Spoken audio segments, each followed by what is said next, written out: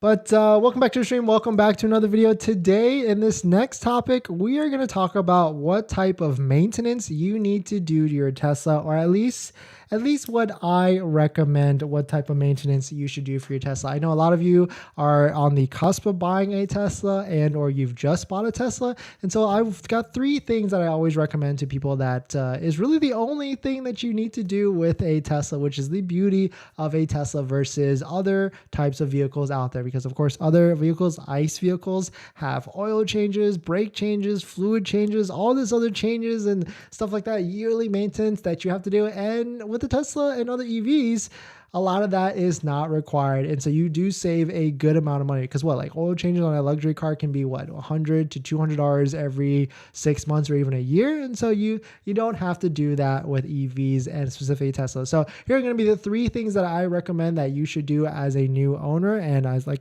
continuing maintenance. And so we'll definitely jump into that. But if you're just joining in, my name is Dennis. I love talking about Tesla hacking, as I like to call it, but basically just getting the best deal on Tesla at the best possible price, or just getting really good financing.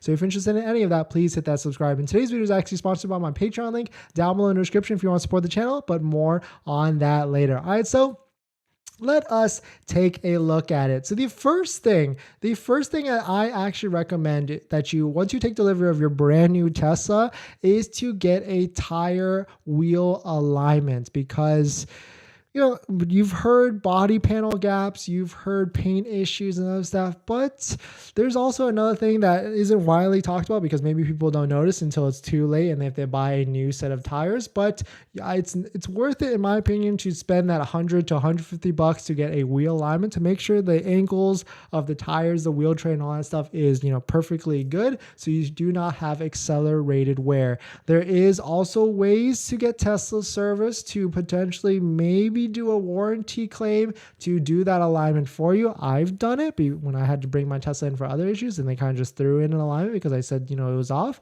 But I'm not promoting that, you just go in and try and get that done. But at the end of the day, that's my first thing I do recommend, is to get an alignment, because you don't want to go 10, 20,000 miles later where you're, accelerating a bunch and the inner wear of the tire or the tire, whatever, is basically shot, and you have to spend the $1,000 to $1,500 on a brand new set of tires. So that's my first thing that I would recommend, is getting a wheel alignment for your Tesla and all that stuff. And then so the second thing is getting a tire wheel balance on your tire rotation for your Tesla.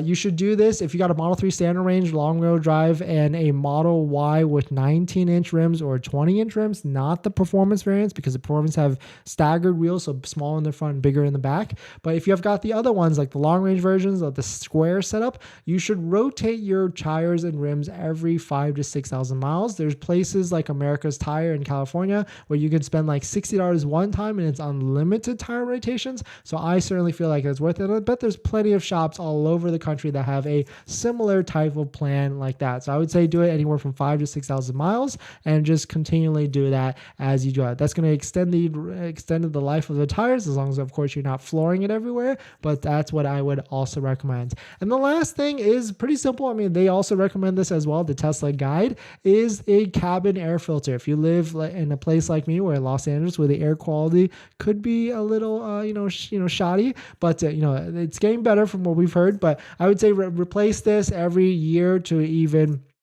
2 years. I think it's recommended 2 years from Tesla himself. But if you're in cities, metropolitan areas, I would say just do it every single year. And you can get it from, it's $17, but of course the labor to actually get this done, that's where you're going to be paying for that. But that's I guess more so me. I just want, make sure I'm breathing the freshest air. But let me know what your thoughts on this. Do you feel like the three maintenance items are worth it? I certainly feel like it's going to save me more money in the long run instead of, spending for tires and all that stuff. But those are the 3 things I recommend as a brand new Tesla, and also, of course, what intervals they are when you're for the Model 3 and the Model Y. But we're going to jump back into the comments and some of the questions. Hopefully that make a lot of sense to you. But before we get into that, this video is sponsored by my Patreon link. Down below in the description is a Patreon link where you support the channel, but definitely check it out.